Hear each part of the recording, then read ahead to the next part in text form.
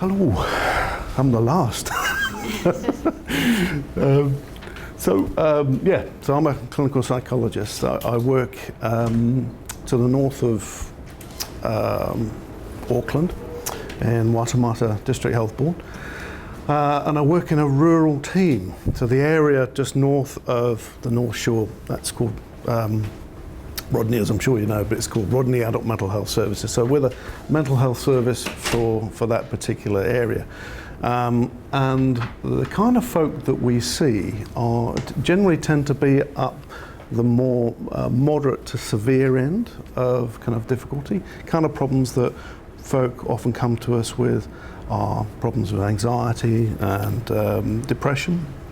Usually that's kind of really kind of common feature of just about most kind of problems that we come across.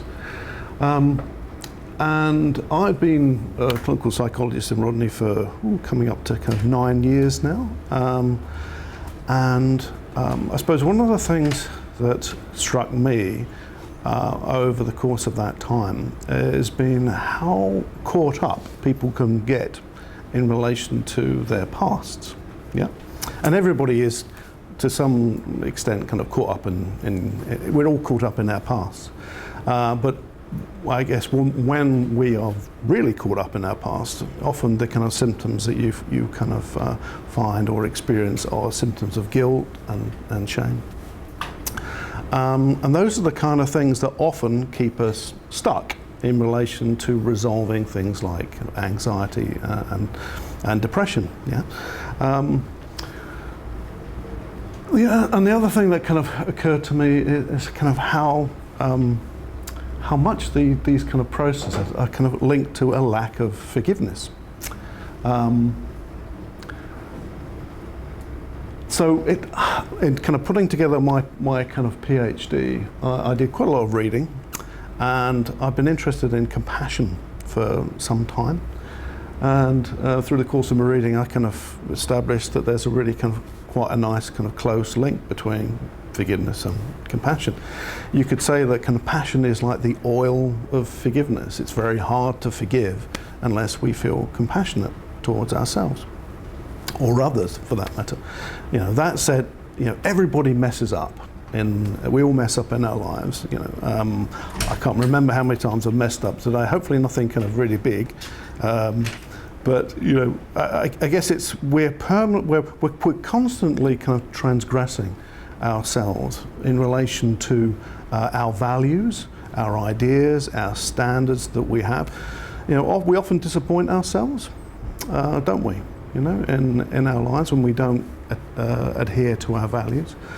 And equally, other people can upset us when we feel that they don't adhere to our values. So anger is the thing that often kind of pops out of that. And the key thing is, it's what we do with the anger.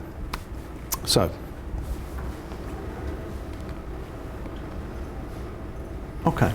So when I started to kind of research forgiveness, I guess, you know, what I found out was that there's very little written on forgiveness prior to 20 years ago, very little indeed. And, you know, in trying to kind of carve out a niche of my PhD, what I was interested in was the kind of themes that were emerging. And surprisingly, there's a lack of agreement about what forgiveness is. Surprise, surprise, an over-reliance of psychology students as research subject. So, you know, there's a lack of kind of clinical studies. There's a lack of longitudinal research in forgiveness, because forgiveness is a process. Hey, so a lot of the research that's been done is quite cross-sectional, because I guess it's easy to do. And what I guess I'm interested in, and Waitemata ultimately are kind of interested in, are things that are related to improved health outcomes. Can you hear you, sir? Okay, I'll try. It's the curse of a therapist. You don't like to see a therapist that's kind of shouts at you. So sorry about that. We tend to be softly spoken. I'll try and predict. So there's a lack of longitudinal research into this kind of process, and we want to find out what works best. And the other interesting thing is that, yeah, a lot of research has been done without reference to a theoretical model, which is kind of like, ooh, right. So it's kind of a bit of a kind of shot in the dark, really. So start at the beginning. So what is kind of forgiveness? So I'll just run through that with you, but the really important stuff is in red.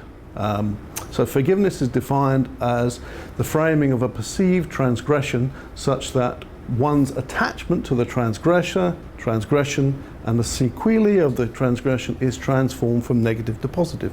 The source of the transgression and therefore the object of forgiveness may be oneself, another person, persons, or a situation that is viewed, what one views as being beyond one's control. So what's being highlighted there is the idea of transforming kind of emotions, often negative emotions. There's no such thing as a negative emotion, but anger is often thought of as a negative emotion, transforming it from anger into something what we call like more pro-social, such as joy or happiness, or through the process of forgiveness.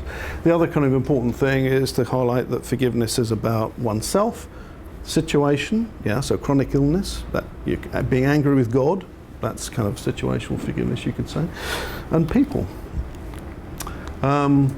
The other kind of thing to say is that self-forgiveness, which is what I'm particularly interested in, is conceptualized as a process. So it's about, again, transforming one's reaction to the event. So if you think about the last time somebody upset you, hopefully it doesn't happen too often, but it's part of living.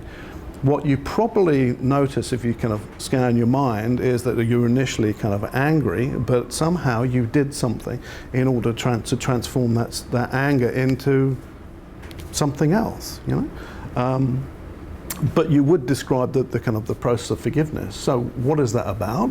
I guess what it seems to be about is transforming these kind of emotions, guilt, shame and anger, into these kind of emotions, things like empathy, kindness, caring, love. All of these things are very much associated with being compassionate towards oneself. So what's self-compassion? Kristen Neff is often the researcher that kind of comes up most often. She's done some amazing work over the last 10 years. She's from the University of Texas. And she defines self-compassion as being open, moved by one's own suffering, experiencing feelings of caring, kindness towards oneself, taking an understanding, non-judgmental attitude towards one's inadequacies, failures, and recognizing that one's experience is part of a common human experience. So, what I think she's kind of saying there is it's about kind of transforming suffering. That's broadly kind of what it's about. She did a PhD and she developed a scale called the self-compassion scale, which is what I'm going to use. And through her kind of PhD, she found that self-compassion is more about the stuff on the left. So that's about being kind to oneself, having a sense of common humanity. So in other words, feeling you've got something in common with others, and kind of mindfulness. That's a kind of familiar, hopefully a familiar construct to you all, really. The other kind of thing, which is supposed to be the opposite of self-compassion, is compassion coldness. So the opposite of that is self-judgment, isolation, feeling very different to others, and over-identifying with one's kind of thoughts. So the idea in any kind of therapy is about moving oneself from the right to the left. There are models, various ranges of models of self-forgiveness that have been developed. So there's this kind of one by Horn and Fincham, which again emphasizes about the issue of taking responsibility, experiencing a motivational change away from self-punishment to self-acceptance, and being motivated to act benevolently towards the self.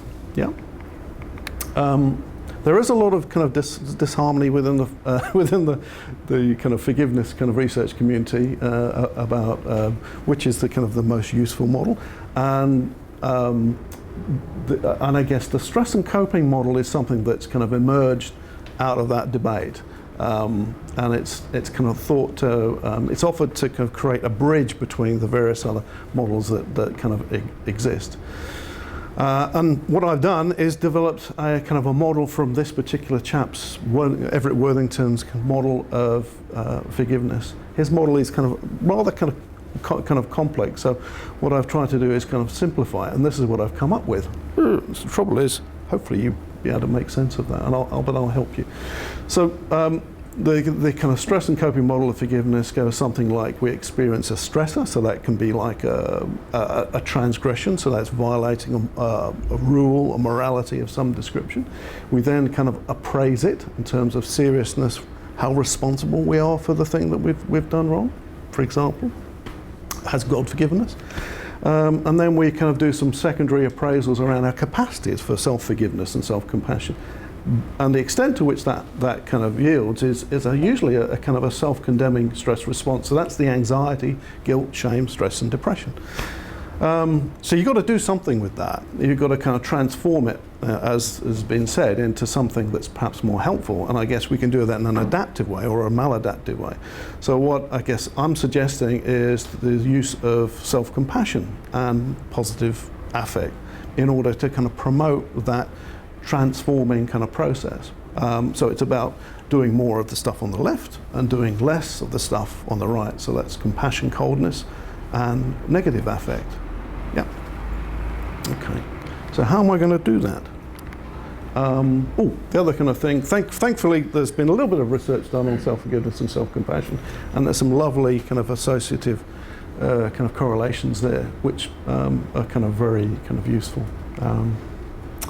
And I guess the research that's been done so far, it suggests that self-compassion mediates this relationship between self-forgiveness and well-being. Okay, so I'll just flick along. So there are kind of two kind of main parts of the study. So the first part of the study is about looking at the model. And if you imagine a Swiss roll cut into kind of 4 bits, study 1 is about the first slice of the Swiss roll. So it's about looking at that model and how it performs over time. So what I'm trying to do here is look at the kind of relationships between self-compassion and positive affect, and the relationship between self-forgiveness and anxiety, especially anxiety and depression and stress. And where am I doing it? I'm doing it with clinical folk. I'm doing it in my community mental health team and with the help of my colleagues around Rodney. So in terms of what we expect to kind of find that self-forgiveness is associated with positive psychological health, and negatively associated, and it's going to be mediated positively with self-compassion, and negatively by compassion coldness. We're expecting that self-forgiveness will improve psychological health and will be mediated by positive affect. Positive affect is something that is being found to kind of promote self-forgiveness and self-compassion.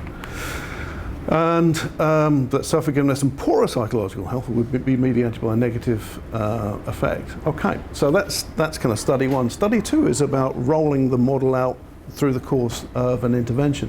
So the intervention is a 12-week compassion focus group. Essentially people are going to learn how to be kind of more compassionate to themselves. And I guess what I'm kind of hoping for is that self-forgiveness and self-compassion and psychological health will significantly increase, and compassion coldness will significantly decrease. So what I'm looking at those mediating relationships, but I'm actually looking at those relationships over time, over 3 time points: the beginning of the group, week 6, and then week 12.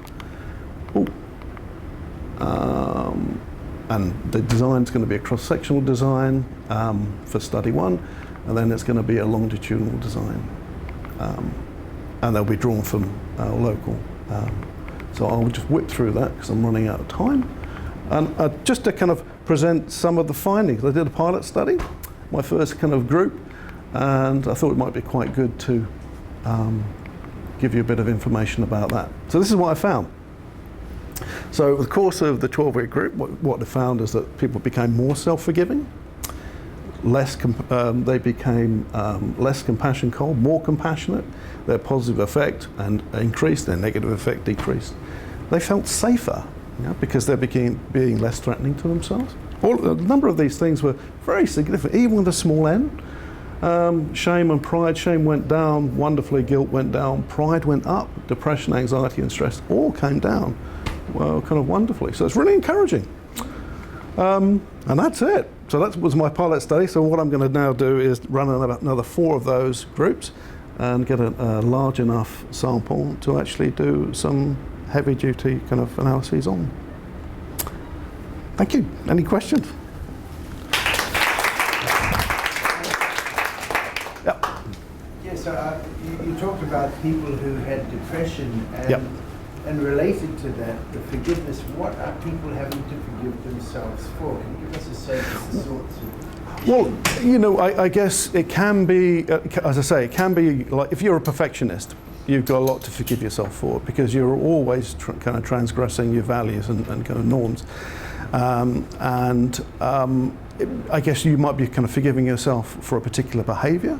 You know, a lot of the folk that come to us have got a history of abuse, and often they're kind of caught up in those histories, so they feel overly responsible. And because of the nature in which they're kind of caught up, they find it very hard to kind of forgive themselves. So compassion would be the oil to kind of promote that. The difficulty is kind of like if you're doing a group,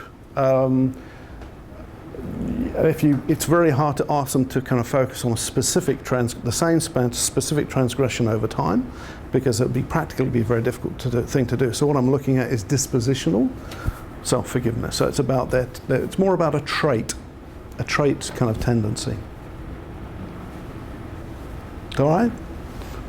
Sorry. I just wanted to look at the graph of the significant results, and could you explain them to me, where there are significant differences between each of the durations? Okay. Cool.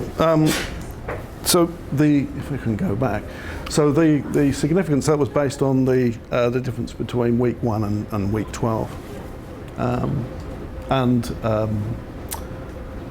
Does that make sense? Yeah, so they're all significant at Yep. one time. Yeah, but it's kind of approaching significance. And when I saw those findings with such a small n, I was really surprised. Really surprised. Maybe they're an extraordinary group. People, I don't know, but they certainly were fun to kind of work with. And how did you measure? What sort of tool or scale did you use to measure that? Well, there's something called I'm using something called the Heartland Forgiveness Scale. The Heartland Forgiveness Scale. So that's the forgiveness measure. I'm probably going to also use a kind of a measure of state forgiveness as a result of doing this, as well, looking at self-forgiving beliefs as well. Self-compassion is NEF's self-compassion scale. There's the good old DAS. It's a depression, anxiety, and stress scale. That's for that particular one. There's a scale by Marshall for the guilt and kind of shame components. Positive and negative effect will be the PANAS and another measure of affect. Hi. Is it possible to run a control group that is just mitigating for belonging to a group and having some social interaction? And I'd love to. It's kind of like there's just me. I'd love to run an RCT in relation to this stuff, but I just don't have the kind of resources, you know. There might be something interesting when I look at the difference between study 1, the people who did study 1, and then going on to do like the pre-measure at the beginning of the group, because obviously they're not getting any intervention at all, you know. So it might be interesting to look at the difference between those two time points, and you would expect there to be no significant difference, I think, you know. But you know, RCTs are expensive. It require a lot of people, so it's just me.